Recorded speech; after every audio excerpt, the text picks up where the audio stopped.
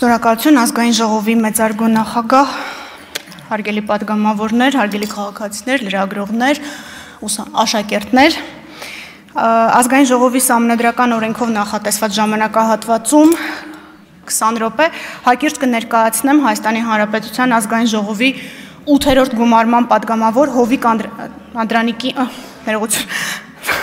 Տարոն Անդրանիկի Մարգարյանի նկատմամբ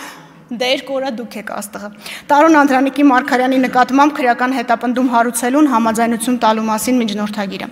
Միջնորդագիրը պաշտոնապես ուղարկված է եղել ազգային ժողով եւ հրապարակված է կայքում։ Ինչի մասին է մեր մեղադրանքը։ Կառավարությանն առընթեր պետական գույքի կառավարման վարչության, Երևանի քաղաքապետարանի պաշտոնատար անձանց կողմից, պաշտոնական դիրքի եւ քաղաքաշինություն փակ բաժնետիրական ընկերության ծառայողների կողմից, իրենց լիազորությունների չարաշահմամբ, Երևան քաղաքի Բեկնազարյան փողոցի 5 հասցեում գտնվող, թիվ 185 հանրակրթական դպրոց Պոակին, անհատույց օգտագործման հանձնված, պետական սեփականություն հանդիսացող 15523 քառակուսի մետր մակերեսով հողատարածքից 3581.43 քառակուսի մետր մակերեսով հողատարածքը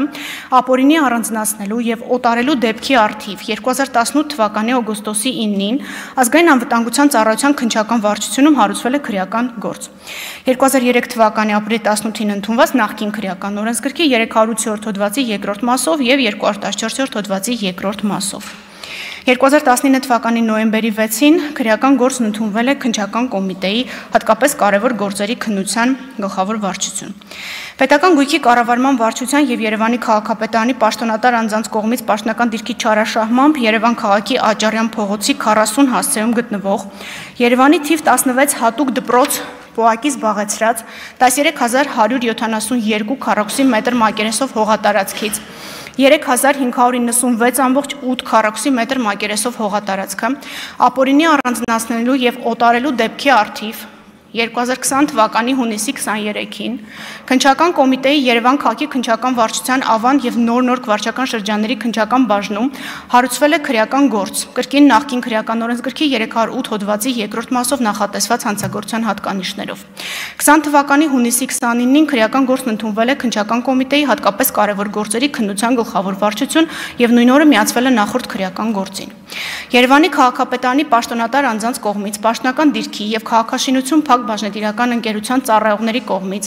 իրենց լիազորությունների չարաշահմամբ Երևան քաղաքի Ավանեսով փողոցի 12 հասցեում գտնվող Երևանի թիվ 64 նախադպրոցական ուսումնական հաստատություն հոակից զբաղեցրած 6453 քառակուսի մետր մակերեսով հողատարածքից 580.63 քառակուսի մետր եւ 863.34 քառակուսի մետր մակերեսներով հողատարածքները ապօրինի առանձնացնելու եւ օտարելու դեպքերի առթիվ 2018 թվականի հուլիսի 3-ին Ազգային անվտանգության ծառայության քննչական վարչությունում հարուցվել է քրեական գործ կրկին նախկին քրեական օրենսգրքի 308-րդ հոդվածի 2-րդ մասով եւ 214-րդ հոդվածի 2-րդ մասով նախատեսված հանցագործությունների հատկանիշներով 20 թվականի մարտի 4-ին քրեական գործն ընդունվել է քննչական կոմիտեի հատկապես կարևոր գործերի քննության գլխավոր վարչության վարույթ իսկ 20 թվականի հունիսի 29-ին որոշում է կայացվել երկու վարույթները միացնելու մասին Երկու վարույթներից անջատվել է մեկը, որը ըստ մեղադրանքի Արման Գալուստի Սահակյանի նախկին քրեական օրենսգրքի 308 հոդվածի 2-րդ մասով, Տարոն Անդրանիկի Մարգարյանի 308 հոդվածի 2-րդ մասով 3 դրվագ,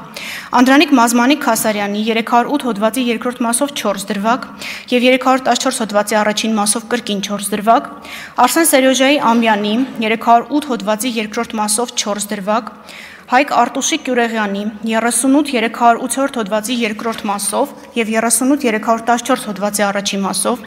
Արամ Արտավազդի Ենգոյանի 38-308 հոդվածի 2-րդ մասով, Տիգրան Կարլենի Փոթիկյանի 38-308 հոդվածի 2-րդ մասով, Միքայել Լևոնի Հակոբյանի 38-308 հոդվածի 2-րդ մասով, Հայկ Հենրիխի Պետրոսյանի 38-308 հոդվածի 2-րդ մասով 2021 թվականի դեկտեմբերի 30-ին ուղարկվել է դատարան։ Հակակոռուպցիոն դատարանի 2024 թվականի մայիսի 10-ի որոշմամբ Արամ Ենգոյանի նկատմամբ քրեական հետապնդումը դադարեցվել է Քրեական դատավարության օրենսգրքի նախկին քրեական դատավարության օրենսգրքի 35 հոդվածի առաջին մասի 6-րդ կետով սահմանված ոչ արդարացնող հիմքով, վաղեմության ժամկետն անցած լինելու հիմքով։ Հակակոռուպցիոն դատարանի 24 թվականի սեպտեմբերի 19-ի որոշմամբ Հայկ Գյուղեղյանի նկատմամբ քրեական հետապնդումը դադարեցվել է կրկին ոչ արդարացնող վաղեմության ժամկետն անցած լինելու հիմքով։ Հակակոռուպցիոն դատարանի 2024 թվականի հոկտեմբերի 21-ի որոշմամբ Հայկ Պետրոսյանի նկատմամբ քրեական հետապնդումը դադարեցվել է կրկին ոչ արդարացնող վաղեմության ժամկետն անցնելու հիմքով։ Հակակոռուպցիոն դատարանի 24 թվականի հոկտեմբերի 24-ի որոշմամբ Տիգրան Փոթիկյանի նկատմամբ քրեական հետապնդումը դադարեցվել է ոչ արդարացնող վաղեմության ժամկետն անցած լինելու հիմքով։ Հակակոռուպցիոն դատարանի 2025 թվականի փետրվարի 4-ի որոշմամբ Արման Սահակյանի նկատմամբ եւ Տարոն Մարգարյանի նկատմամբ քրեական հետապնդումը կրկին դադարեցվել է քրեական դատավարության օրենսգրքի 35 հոդվածի առաջին մասի 6-րդ կետով սահմանված ոչ արդարացնող վաղեմության ժամկետներն անցնելու հիմքով։ Նշեմ, որ երկու մեղադրյալներն էլ որևէ դիրքորոշում դատարանում չեն հայտնել մեղադրանքի վերաբերյալ։ Մենք ունենք մի մեղադրյալ, որը չի համաձայնվել մեղադրանքի հետ, բայց դատական նիստերի ընթացքում երբևէ չի հնչել մեղադրանքի հետ անհամաձայնություն, հնչել է միջնորդություն, որպեսզի ոչ արդարացնող հիմքով վաղեմության ժամկետն անցած լինելու հիմքով քրեական հետապնդումը դադարեցվի։ Հիմա նաև մի փոքր ավելի հասկանալի կենցաղային լեզվով կփորձեմ բարձրաբանել, թե ինչա տեղի ունեցել այս 3 դպրոցների, 1 դպրոց եւ 2 մանկապարտեզների հետ։ Երևանի քաղաքապետարանի եւ կառավարությանն առընթեր պետական գույքի կառավարման վարչության իրավասու աշխատակիցների կողմից պաշտոնական դիրքը օգտագործելով հանցավոր ճանապարհով ստացված առանձնապես խոշոր չափերով գույքից Բեկնազարյան փողոցի 5 հասցեում գտնվող 185 հանրակրթական դպրոց Պոակի, Աճարյան փողոցի 40 հասցեում գտնվող թիվ 16 հատուկ դպրոց Պոակի, Երևան համայնքի սեփականություն հանդիսացող թիվ 64 նախադպրոցական ուսումնական հաստատություն ՀՈԱԿ-ի զբաղեցրած տարածքներից անհիմն որոշակի մակերեսով հողատարածքների փոխարկում, օրենքի լեզվով կոնվերտացիա կամ փոխանցում իրականացնելու դեպքի առթիվ 24 թվականի դեկտեմբերի 4-ին քննչական կոմիտեի հատկապես կարևոր գործերի քննության գլխավոր վարչությունում նախաձեռնվել է քրեական վարույթ նախկին քրեական օրենսգրքի 190 հոդվածի 3-րդ մասի առաջին եւ 3-րդ կետերով։ Հոդվածը վերաբերում է փողերի լվացմանը։ 2024 թվականի դեկտեմբերի 28-ին որոշում է կայացվել քրեական վարույթը նախկին քրեական վարույթին միացնելու մասին, որից մաս էր անջատվել եւ ուղարկվել էր դատարան։ Բացի վերը նշված պաշտոնատար անձանցից առերևույթ հանցագործություններին առանձնապես խոշոր չափերով փողերի լվացման կատարմանը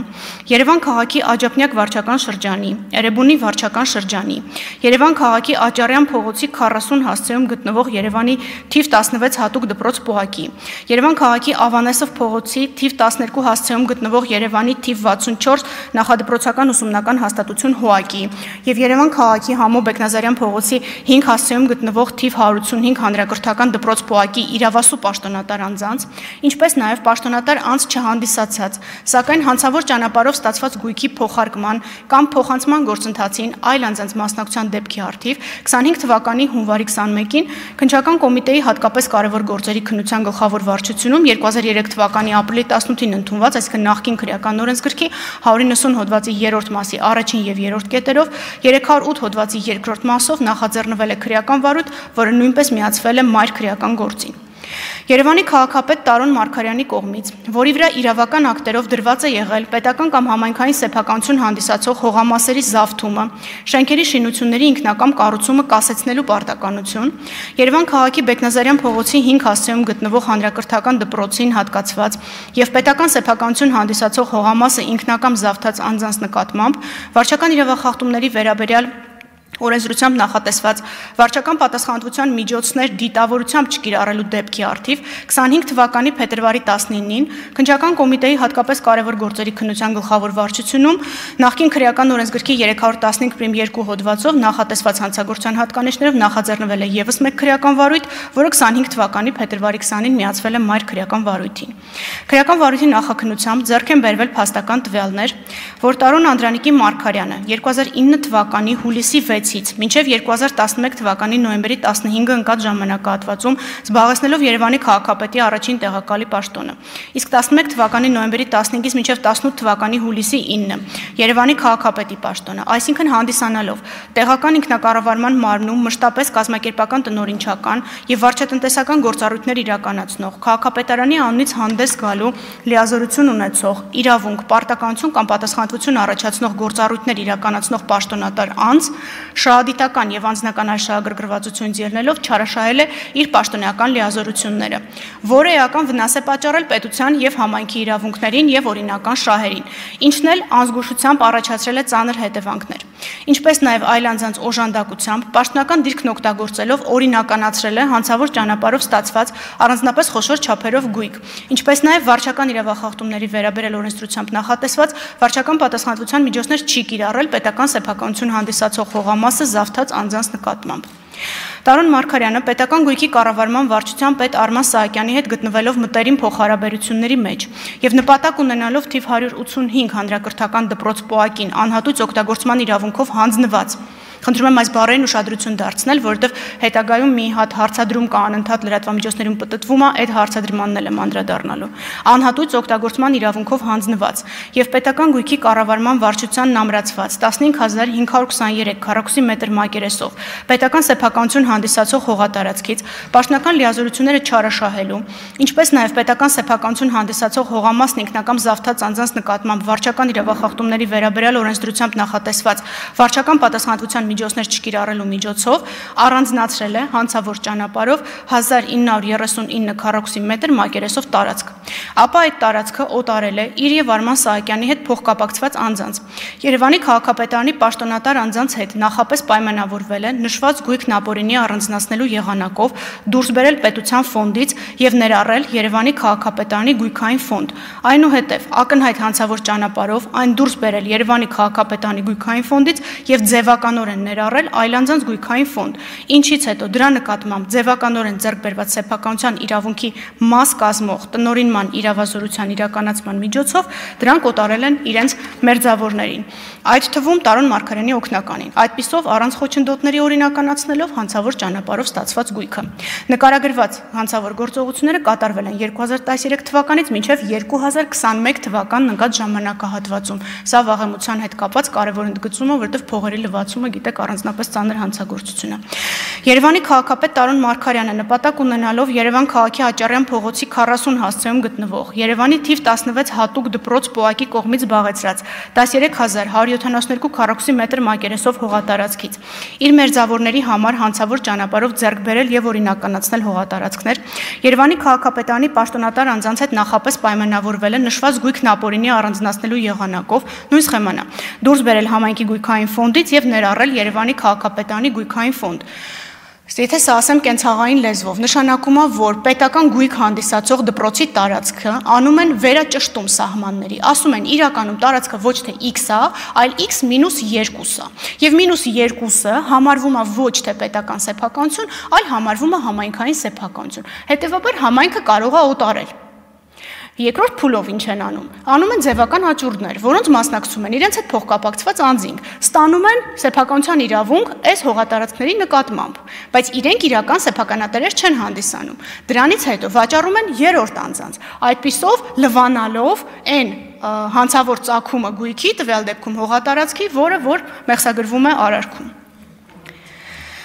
6492.9 քառակուսի մետր մակերեսություն նշված գույքն ապօրինի առանձնացնելու եղանակով դուրս բերել համայնքի գույքային ֆոնդից, ներառել Երևանի քաղաքապետարանի գույքային ֆոնդ, այնուհետև ակնհայտ հանցավոր ճանապարհով այն դուրս բերել Երևանի քաղաքապետարանի գույքային ֆոնդից, ձևական ներառել այլ անձանց գույքային ֆոնդ, ինչից հետո դրա նկատմամբ ձևականորեն ձեռք բերված սեփականության իրավունքի մաս կազմող տնօրինման իրավազորության իրականացման միջոցով այն օտարել իր մերձավորներին, այդ թվում Սանիկին։ Այսպիսով առանց խոչընդոտների օրինականացնելով հանցավոր ճանապարհով ձեռք բերված գույքը։ Այս արարքները տեղի են ունեցել 2011-12 թվականների ընթացքում։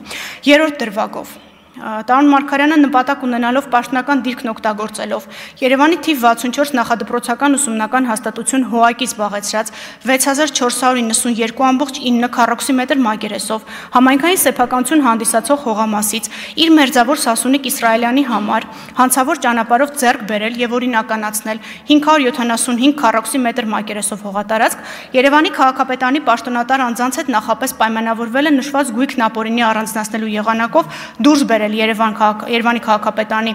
գույքային ֆոնդից եւ ներառել Սասունիկ Իսրայելյանի գույքային ֆոնդ, ինչից հետո այն միացվել է Սասունիկ Իսրայելյանին սեփականության իրավունքով պատկանող Տիտոգրադյան փողոցի 17 հասցեում գտնվող շուրջ 0.04 հեկտար մակերեսով հողամասին, որի արդյունքում 575 քառակուսի մակերեսով հողատարածքը Տիտոգրադյան փողոցի 17 հասցեում գտնվող արդեն միախառնված շուրջ 0.1 հեկտար մակերեսով հողամասի կազմում դրվել է օրինական շրջանառության մեջ, դրան հաղորդվել է օրինական տեսք։ Արարքները կատարվել են 2012-13 թվականների ընթացքում։ Երկրորդ մասը նույն մանկապարտեզի հետ կապված նպատակ ունենալով պաշտոնական դիրքն օգտագործելով նույն նախադպրոցական ուսումնական հաստատության զբաղեցրած 6452.9 քառակուսի մակերեսով համայնքային սեփականություն հանդիսացող հողամասից իր մերձավոր Սասունիկ Իսրայելյանի համար հանցավոր ճանապարհով ձեռք բերել եւ օրինականացնել 863.34 քառակուսի մակերեսով հողատարածք։ Իդեպ Սասունիկ Իսրայելյանը դա խանութ է ունեցել եւ այս խանութի ընդլայնման աշխատանքներն են մանկապարտեզի հաշվին։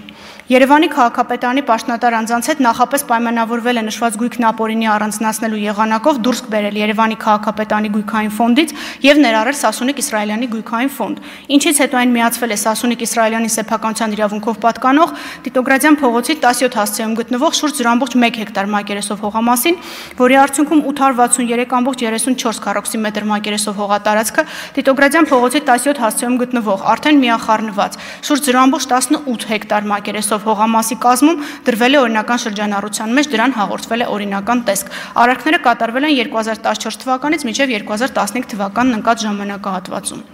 Այսպիսով գնահատելով քրեական վարույթով ձեռք բերված ապացույցները վերաբերելիության, թույլատրելիության, հավաստիության, բոլոր ապացույցների համակցությունը բավարարության տեսանկյունից պետք է արձանագրել, որ առկա են բավարար փաստեր ազգային ժողովի 8-րդ գումարման падգամավոր Տարոն Մարգարյանի նկատմամբ քրեական օրենսգրքի 296 հոդվածի 3-րդ մասի 2-րդ եւ 3-րդ կետերով 4 դրվագ, սա փողերի լվացման հոդվածն է գործող քրեական օրենսգրքի շարադրանքում, որը համապատասխանում է նախկին օրենսգրքի 190 հոդվածի 3-րդ մասի առաջին եւ 3-րդ կետերին, քրեական օրենսգրքի 441 հոդվածի 2-րդ մասի